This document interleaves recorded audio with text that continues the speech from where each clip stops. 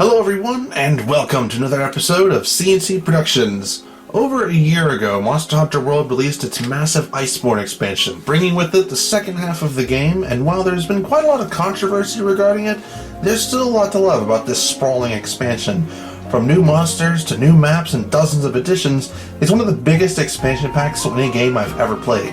Today, however, I'll be ranking each of the new Iceborne monsters, from worst to best. This list will not include any of the monsters from the base game, and if you'd like to check that list out, go check it out on my channel. Also, this list is obviously my personal thoughts and opinions. Your list is probably different, so be sure to let me know if you agree or disagree down in the comments below. But without any further ado, let's rank all of the new monsters from Monster Hunter World Iceborne. Starting at the bottom of the list at number 35 is Shrieking Leguana. It should surprise literally nobody this obnoxious ice bird is at the bottom of this list. Say whatever you want about the endgame monsters, but this piece of garbage is hands down the most annoying monster in all of Monster Hunter World. The fight takes the balanced Leguana fight and cranks up the annoying aspects until the meter breaks. The monster constantly screams, which stun locks the hunter if you don't wear earplugs. Then it will instantly deal Ice Blight. Nearly every attack from this thing deals Ice Blight. With the normal Leguana, Ice Blight was really only a problem you had to deal with when it was enraged. With the Shrieking Leguana, it will constantly deal it with Frozen Wind, swooping attacks, or just plain existing. On top of this already annoying fight, which severely hinders bow, switch axe, and dual blade users, the fight takes place alongside a regular Leguana. So unless you bring a ton of dung pods, you'll have to worry about both species of Leguana ruining your day, and it makes this fight utterly miserable, and in my opinion, the worst monster in Iceborne.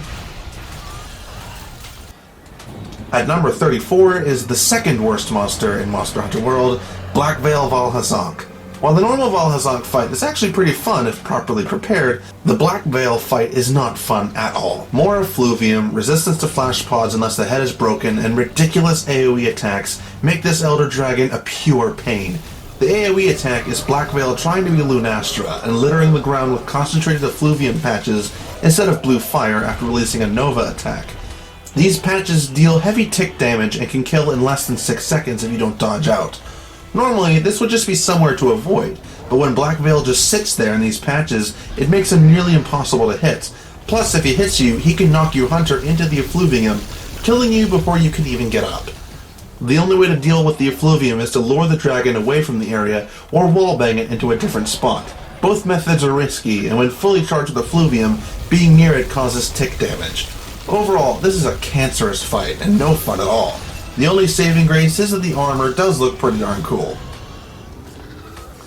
At number 33 is the Viper Toby Kadochi. It should go without saying why this monster sucks. It's way too fast, its moveset is just coke-fueled spam, and it combines two of the most annoying afflictions in the game, paralysis and poison. While the normal Toby Kadochi is a decent challenge for new hunters, it's challenging, but teaches hunters to be quick on their feet. Plus, the only blight you had to worry about was Thunder Blight, which is probably the most tolerable of the afflictions in the game. Viper Toby Kadochi trades Thunder Blight in for paralysis and poison. It deals the poison with the spines on its tail and paralysis with its fangs.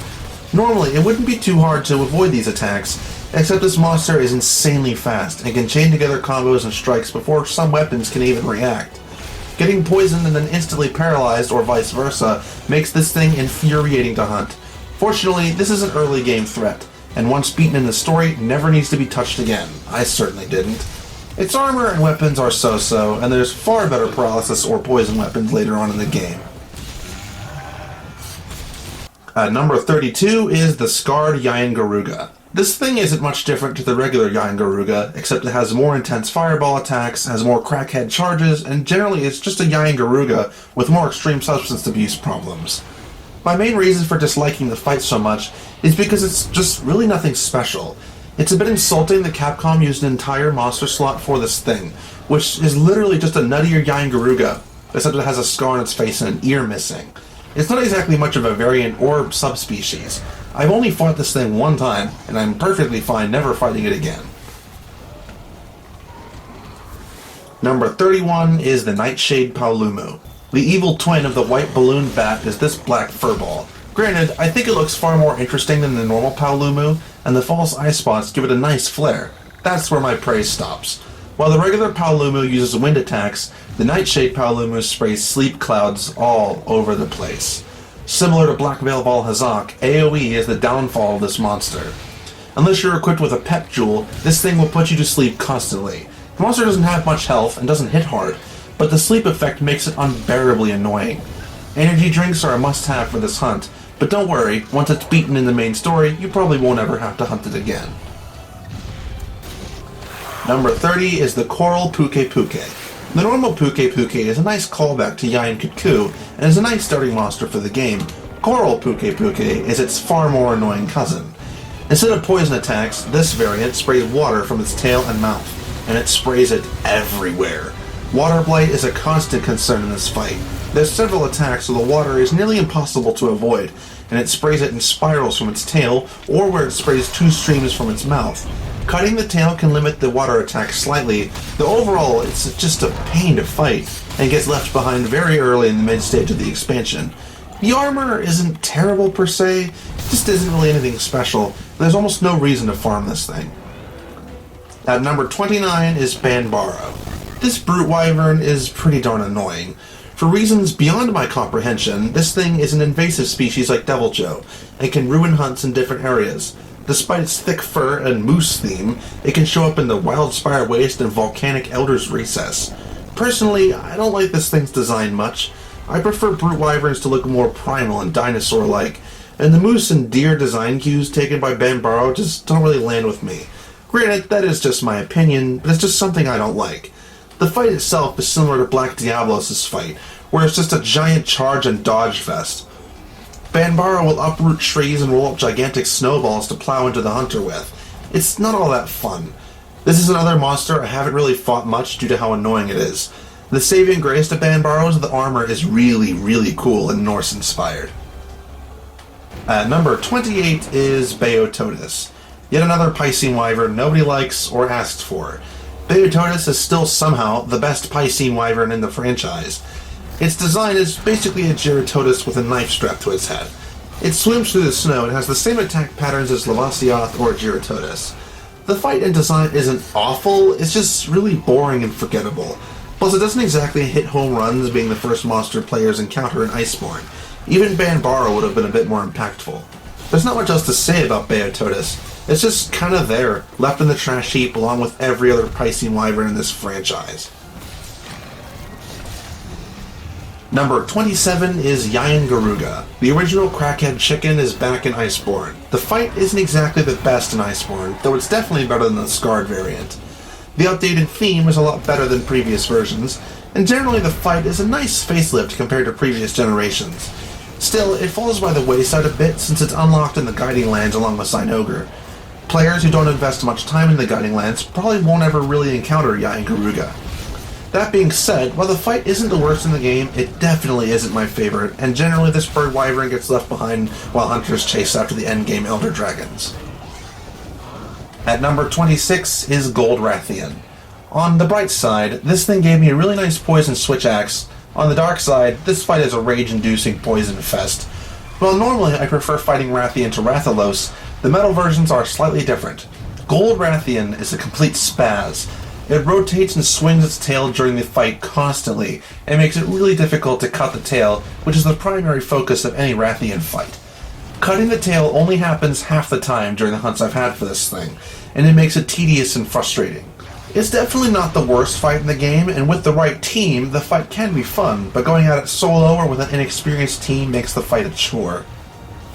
At number 25 is Acidic Glavinus. Aside from the amazing intro cutscene, Acidic Glavinus is a sadly forgettable monster. Glavinus is one of my favorite monsters, but this variant just lacks the visual punch that the normal and especially Hellblade Glavinus possess.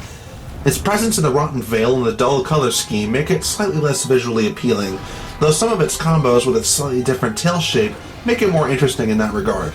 The worst aspect of the fight is fighting the monster in the tight caves of the Rotten Veil, making it hard to see what's going on.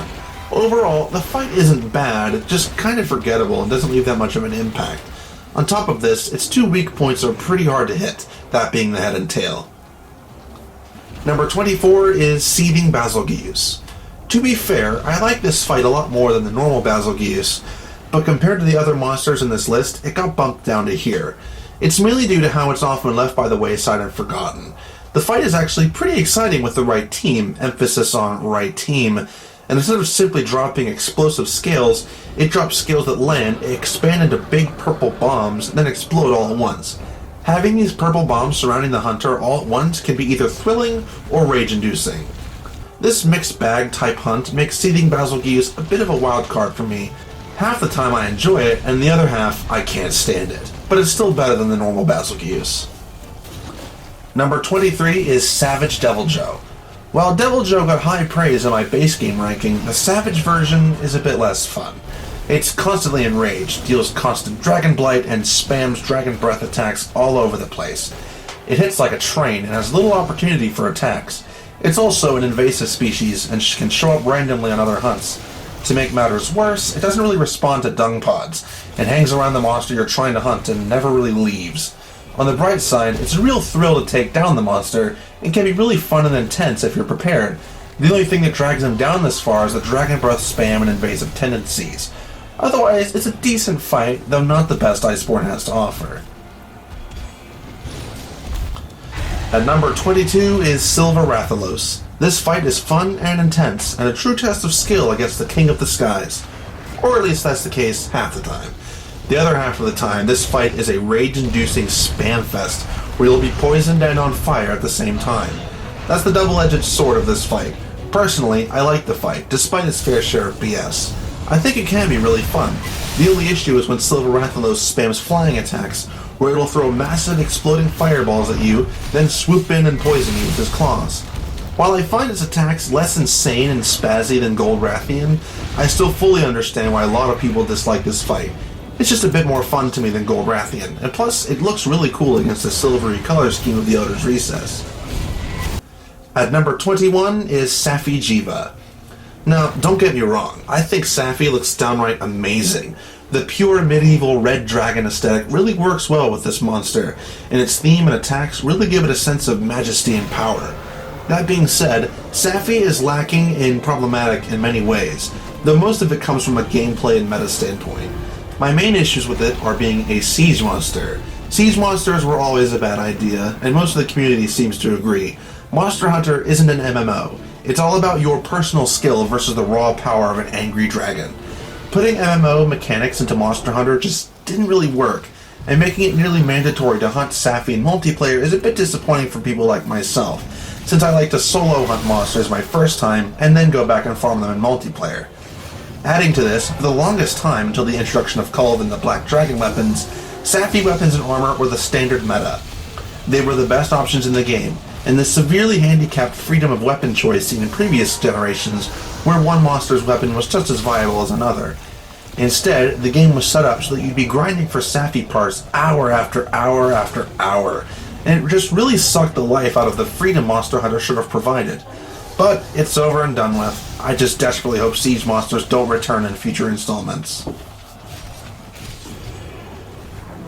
Number 20 is Brachydios. Another monster that specializes in annoying AoE attacks, Brachydios is still the least egregious of the AoE monsters. Maybe it's because it's been around from previous generations, so it gets a nostalgia pass from me. And honestly, it's a fun monster to fight sometimes. Brachydios lands squarely in the lukewarm category for me. I don't love it or hate it. I've hunted it a fair bit, and I've never hated it, but there was just a bit of oomph missing to it. The variant, Raging Brachydios, gives it the much-needed oomph, but more about him later. Anyway, Brachydios is one of the last non-Elder Dragon monsters fought in Iceborne's story, along with Tigrex, and they both make a great send-off to the newly added regular monsters. The weapons and armor for Brachydios look great, and aside from a few gripes I have about the AoE attacks and the speed of the monster, Brachydios can be a fun fight. At number 19, we have Tigrex. This monster gets a bad rap for being a constant freight train charging forward with awful hitboxes and frequent roaring spam. And they're right. These are all problems with Tigrex that can make this monster really frustrating to hunt. However, on the other hand, the fight is really fun to master, and the primal appearance and ferocity of this monster really gets the adrenaline going, all while its unique fight theme blares in the background. As I've mentioned before, the complaints most of the community has with Tigrex is why I put it down this far, and if it was free of these issues, it may well have been in my top 10. Still, this fight is personally really fun for me, though the problems with the fight had to drag it down to this spot. At number 18 is, controversially, Fatalis, and I'm going to spend a bit longer on this segment. Fatalis is a really mixed bag for me. There's a lot that I love about it, and a lot that I absolutely despise. There's a reason I put it pretty much right in the middle of this list. From a visual and cinematic standpoint, this is honestly one of the greatest fights in the entire franchise. Everything from a visual perspective is perfect. The intense cutscenes are some of the best and most dramatic in the entire game, and it felt like a little bonus story at the very end, and it dropped a hefty amount of lore to boot. The musical score in this fight is ridiculously good. Between the revamped Fatalis theme in the first phase of the fight, to the unique Iceborne Fatalis theme, to even playing Proof of a Hero in the final phase, the music of this fight gets a massive chef's kiss from me. It's flawless, and it really sets the intense and heroic themes insanely well. The model and sound design for Fatalis was amazing. The god of all monsters is given proper visual justice in Iceborne, and it's rightfully intimidating. The area of Castle Straight is awesome. From the ruined look to the interactive elements to the haunting sky, the environment of the fight is awesome, though it can be a bit small for how large Fatalis is. And with that well-deserved praise out of the way, let's move on to the gameplay. I'm sorry, but this fight is just pure pain. I get it. This is the most powerful monster in the franchise. It's meant to hit hard, and I expect it to. The damage isn't really my issue with Fatalis. It's the speed and the hitboxes, both of which are really bad for Fatalis. It moves far too fast for a monster of its size, sometimes turning on a dime. And after coming off of Alatreon's squeaky clean hitboxes, the janky and inaccurate hitboxes for Fatalis was a sad letdown. The reduced 30-minute timer was just genuine crap, and I still don't understand why it was implemented. I'd rather have had 3 feints in the extra 20 minutes. Once I learned the fight, I didn't really cart to it much, and I timed out on the quests more often than I exceeded the feint limit. Another problem with Fatalis was the use of several supernova attacks, which are just tired and used out at this point. It does these novas at certain points in its health, and after the first 2, you have no cover to hide behind, and have to run behind Fatalis' position to avoid it. The problem is, it can simply decide to do the nova at the other end of the map, stranding you at the other side with no hope of avoiding the nova and carting you instantly. The main focus of the fight is breaking its head, which lowers its power to the last 2 phases of the fight. This head break mechanic was a good idea, if not for how its neck constantly swung around, making it infuriatingly hard to hit. On top of that, when not being wailed upon, the head heals. Combining all these frustrating mechanics, and the fight became a discouraging chore, more than the ultimate test of skill that it should have been. Like I said, the fight is not without its merits, and I genuinely love a lot of it, but man is it just packed to the brim with some real proper BS. Number 17 is Brute Tigrex. This fight is pretty similar to the normal Tigrex fight, and the same pros and cons apply, but I like it more. Sure, the constant shouting and roaring from this monster can be annoying to some, but I actually think it makes the fight more exciting. Brute Tigrex is even more raw and primal than the normal version. It just makes it seem cooler to me. Plus, the volcanic color scheme really works well in the Outer's Recess. On top of that, it has some of the best sleep weapons in the game, though they shouldn't be used as a hunter's heavy hitter. At number 16 is the electric guitar doggo, Zinogur. There are a few non-Elder Dragon monsters as awesome as Zinogur.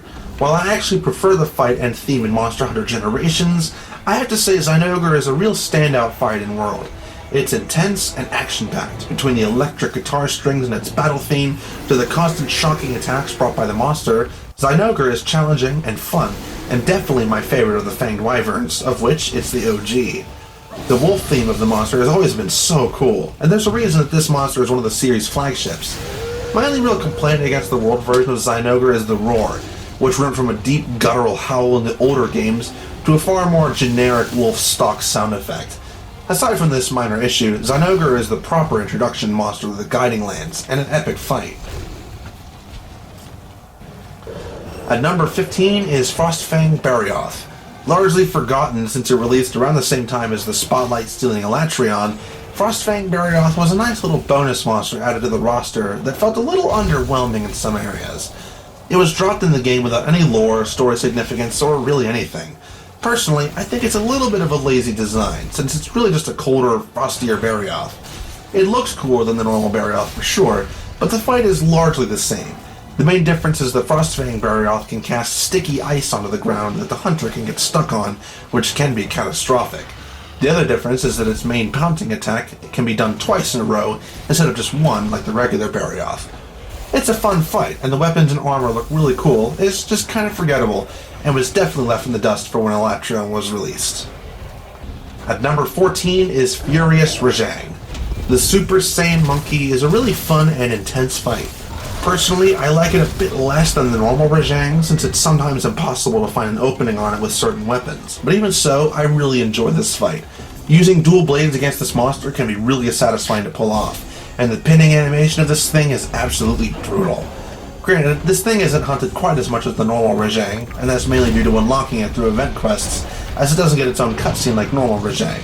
Still, this monster makes for an intense challenge, where speed and quick reflexes are key to victory. At number 13 is Raging Brachydios. I can already hear a few nannies from the crowd. A lot of people in the community hate this monster, and I can understand why. The AoE attacks, insane slime spam, and general speediness of this creature can cause broken controller syndrome. However, I personally love the intensity of this fight.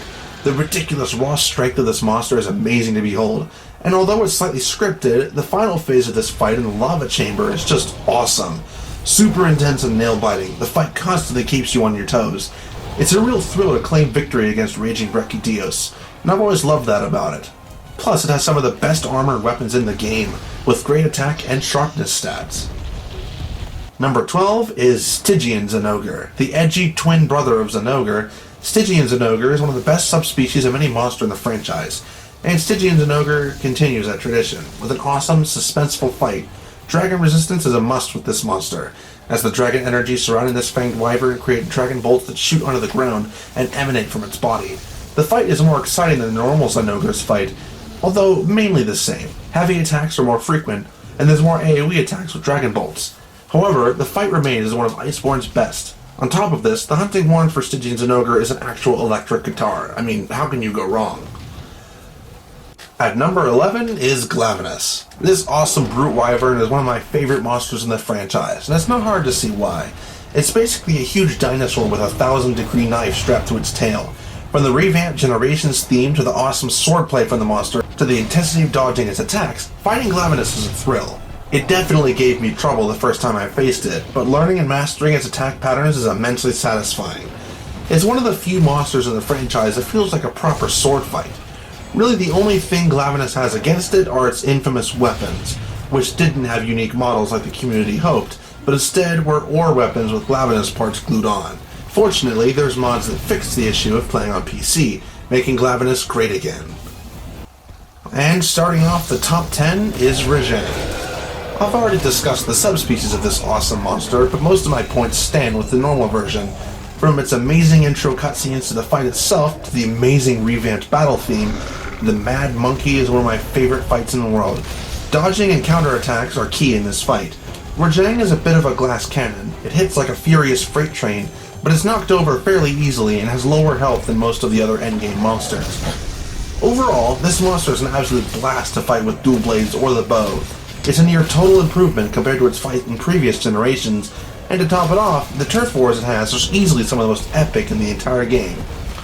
Really, I think the appeal of this monster is just the fact that it's just an angry, gigantic ape. There's just something awesome about that. So yeah, Furious George is easily one of the top 10 monsters. At number 9 is Folger Anjanath. The fire-breathing Tigrex gets a substantial upgrade with its chilly electric brother. Folger Anjanath is definitely more fun to fight than the normal species, and its colors and attacks are just really awesome. It's the only Thunder Element brute wyvern in the main series, and it uses electric bites, mucus, and more to defend itself. During the fight, it gradually builds up electric charge until it's able to release it by turning itself into an electric battering ram, charging at anything in its path. It's pretty similar to the regular Anjanath fight, but the moveset and general appearance of the monster make it one of the most fun brute wyverns in the entire game. Number 8 is the ninja wyvern, Nargokuga. This black cat has always been a favorite of mine, dating back to its flagship appearance in Freedom Unite. Since then, it's been one of my favorite monsters. The design is simple, but boy does it work. It perfectly captures that primal fear all humans have of big cats. From its spiny tail to the cutting weapons to the glowing red eyes, Nargokuga is a perfectly designed monster. Sure, it gets complaints of being too fast, but honestly, I think this fight is nearly perfect. And to top it all off, the revamped battle theme is one of the best in the entire franchise. It's just beautifully intense and exciting, and it even incorporates slight hints of the Poke Village theme from Freedom Unite if you listen closely. It may not be the most popular monster in Iceborne, but it's definitely one of my favorites, and one that I can't wait to see return in future games.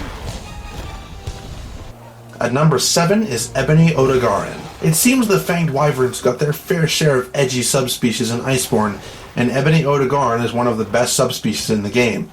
It has the same hectic dodge and counterattack strategy of the normal Odagarin, but this one can shoot balls of dragon energy under the ground and zip around the field with terrifying agility. It's one of the most fast-paced fights in the game, and it's so much fun. Adding dragon element to an already stellar fight just works with Odagarin, plus the brutal opening cutscene perfectly sums up its brutal and edgy demeanor. On top of that, its armor is some of the best looking in the game. At number 6 is Velkana. Another controversial pick, as I know a lot of players absolutely hate Velkana, and I understand why. The Ice Breath and Ice Wall attacks can certainly be annoying, with hitboxes that make no sense. But there's just something I love about it. It's hands down one of the most beautiful and graceful Elder Dragons introduced in the 5th generation, and maybe it's because I have a soft spot for ice dragons. Between its beautiful and elegant battle theme to the overall elegance of its design in general, Velkana is a masterpiece in creature design. Plus, it's truly satisfying to master its fight with a longsword. While I admittedly get some of the hate this dragon receives, it will always be one of my favorites. It's an awesome flagship monster, and has some of the most beautiful armor and weapons in the game. I hope it returns in future installments. At number 5 is Beototus. Another monster that gets a lot of hate, Beototus is one of my all-time favorite monsters. It's just so freaking cool. The saber-toothed cat design and just overall amazing design really strikes a chord with me. Personally, I find the fight more fun than frustrating, and similar to Wrathion's fight, a major factor is part breaking. Breaking the wings will cause Beototus to trip up and lose its footing, rewarding you with a few moments to deal some damage. Cutting the tail reduces its wide tail swipe attack, and breaking the fangs reduces the damage on its pouncing attack. It's just a really thrilling fight. The revamped roars and sound work are perfect for Beototus, and give it that little bit of uniqueness that was missing from previous generations. Overall, I can kinda see the hate Beototus has, though I guess the rule of cool just gives it a pass for me. It'll always be one of my favorite monsters. At number 4 is the blazing black dragon, Wrathion. Honestly, this is one of the best fights in the world. Is Eschaton Judgment complete and utter BS? Yes, and it's the only thing keeping it from the number 1 spot on this list. I absolutely love the Wrathion fight. Despite the controversy surrounding the monster, and despite the fact I don't like Eschaton or being forced to use elemental weapons, this fight is still one of the most intense, spectacular fights in the game. The monster hits fast and hits hard, and the main mechanic of the fight is dealing enough DPS to weaken Eschaton Judgment and break the horns. The real key to enjoying this fight is having a good team behind you, or going after it solo. Wrathion is not noob friendly, and can and will easily curb stomp inexperienced teams that dare to challenge it. However, with a properly prepared team, the fight is just plain epic. Bringing the beast down is immensely satisfying, and learning the fight is difficult but highly rewarding to master, bringing with it some of the best dragon weapons in the game. Wrathion also has some of the best hitboxes in the entire game. They're squeaky clean and hit exactly how they should. Very rarely is there a hit that seems out of place or janky. It's nearly perfect, and should be used as the standard for hitboxes for the rest of the franchise. If only it didn't have a DPS check, then this incredible black dragon may well have earned the number 1 spot. Number 3 is Namiel. This Elder Dragon is simply stunning. The marine creature design weaved into this dragon is such an awesome idea, and it's colorful and just stunningly beautiful. On looks alone, this Elder Dragon would have scored pretty high, but the fight is super fun on top of that. Namiel uses thunder and water elements in its attacks, and it has a soft Nova attack by discharging its built-up electric energy into water puddles it leaves on the ground. This Nova can be avoided by a carefully timed Superman dive, or by avoiding the puddles. Overall, the hints of jellyfish, catfish, squid, and other abysmal creatures in Namiel's design make the fight unforgettable, and a real surprise in the main story, since there really weren't any hints of it until it showed up. It's one of my favorite Elder Dragons, and definitely deserves the bronze rank at number 3. At number 2 is Ruiner Nergigante. You take the already brutal, primal, raw strength powerhouse that is Nergigante, and strap on crystal spikes and an even more brutal moveset, and you've got the Ruiner. This thing is awesome. Nergigante is already one of my all-time favorite monsters, but the Ruiner only makes it cooler. It's intensely exciting to fight it solo, and it typically is the foe I choose to attack when testing out new weapons or armor. The only drawback to fighting it is that you only unlock it once you reach Master Rank 100, and by that point you've probably fought much harder monsters like Wrathion or even Fatalis. Even so, the new and improved Hedgehog from Hell is an intense and fun fight, and one I loved fighting for the first time. I just wish it was a bit easier to get to its completely unnecessary Master Rank 100 unlock wall. Regardless, the bleed attacks, the quick pace of the fight, and the catastrophic dive bomb attacks make the Ruiner a worthy successor to the main species, and one of my favorite fights in Iceborne. And coming in at number 1 is Sera Ishvalda. This Elder Dragon is just jaw-dropping. Easily one of the best fights in the franchise, just oozing with majesty and power. Nearly everything about this fight is perfection. The craggy, rocky arena, the simply amazing battle theme, and the monster design itself is just great. I think the battle theme is really what sets this monster apart. Inspired by music from Southeast Asia, it has a true sense of mystery and power to it, and it perfectly captures the intense strength of Sera itself. The fight is divided into 2 main segments. In the first phase, Sera is covered in rocky armor and attacks that are primarily focused on its chest, where the armor is gradually chipped away. Once enough damage is dealt, Sera Ishvalda sheds its armor and reveals its true form, and it's spectacular. The dragon then uses powerful compressed wind surging down its wingtips as its primary attacks, as well as using these skeletal wings to swipe at hunters and send pinpoint strikes against hunters striking its legs or head. In the final third of the fight, Sera opens its eyes, and they're terrifying. These wide yellow and red eyes are special in that they don't track the hunter, they track the camera and look right into the player. And this little unsettling detail creates a subconscious sense of creepiness around this monster. Overall, this fight is amazing and easily one of my favorites in the franchise. And there you guys go, my ranking for all the monsters in the Iceborne expansion. Let me know what you guys think down in the comments below, and if you'd like, you can check out my ranking of all the base game monsters as well. If you enjoyed, then leave a like, and until next time, I'll see you guys later.